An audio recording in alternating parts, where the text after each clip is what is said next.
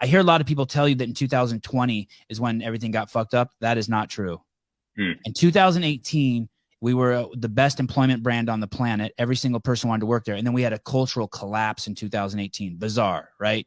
Yeah. And they tried to make the company flat and everything just scattered. Yep. So there's two big, huge pieces. And I'm so happy to hear you say that you want to fix the culture internally, because it really used to be every single person there. You didn't even have to tell them what to do. Totally. Because everyone wanted to be like, it was like probably in the Marines. You knew you got up in the morning, you did this, and this. For sure. Yeah. I think on the first point, how do you look, like, what's the proxy? I think actually on the cultural side, there's a lot of places that we can look to, because I think ultimately, one of the things I've learned having worked in like very different environments, right? Marine Corps, technology, now CrossFit.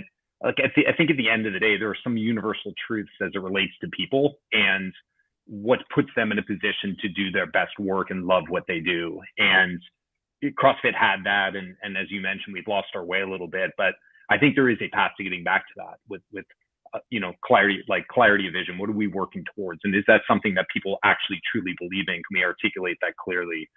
Do we have a culture internally where we have a shared set of values? Do we have a structure that clarifies ownership and responsibility? There are a set of things that we can do that we're working on that put people in a position where they can show up every day and just run as fast as they can and feel great about what they're doing. And we've not been there for a little bit.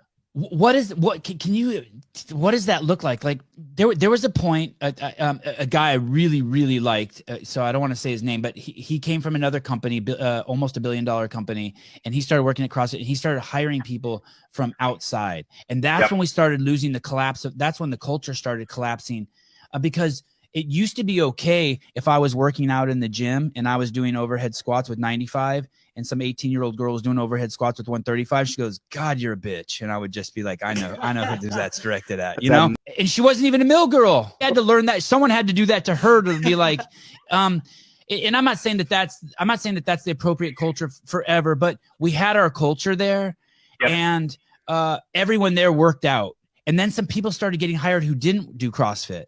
Yep. And what are how are you? And don't get me wrong, I'm sure compared to McDonald's or even Facebook up the hill, I've been in their offices, people are more happy to work at CrossFit than either of those places. Yep. But this machine has the potential that every person is an apostle, right? For sure.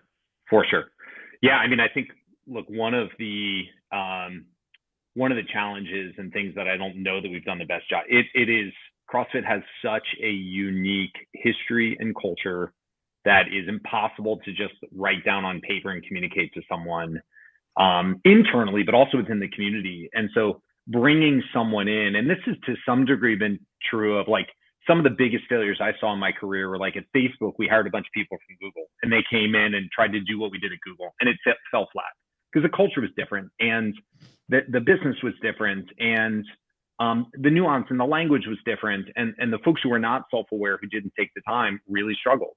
And take that, the challenge that existed there. I think the complexity of understanding what's unique is 100 times more challenging at CrossFit. So we have that same issue. And so I wouldn't say explicitly that someone who hasn't done CrossFit can't be successful, but it is much, much, much, much more challenging. And if we're going to hire people in who are not coming from that environment, we have to make sure they are spending the time to listen, you have to do CrossFit. That's just kind of black and white. Like you gotta work out. You got to do CrossFit. There is no other way to learn and understand what it means or get really immersed in the culture. Or by the way, if you don't want to do CrossFit, why are you working here?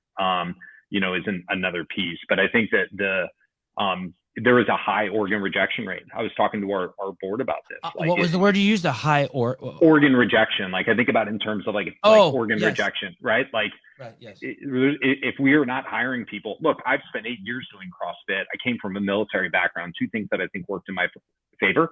And I'm still learning. It's still hard to get all the nuance and really understand. So trying to hire folks who don't have any of that, I think is really, really challenging. And so I think for us moving forward, I think we just have to be really cognizant. One, we have to work really hard to find amazing people who are in the community. And I think there are a lot of people out there. So if we're looking for roles, I think we should start by looking within the community first.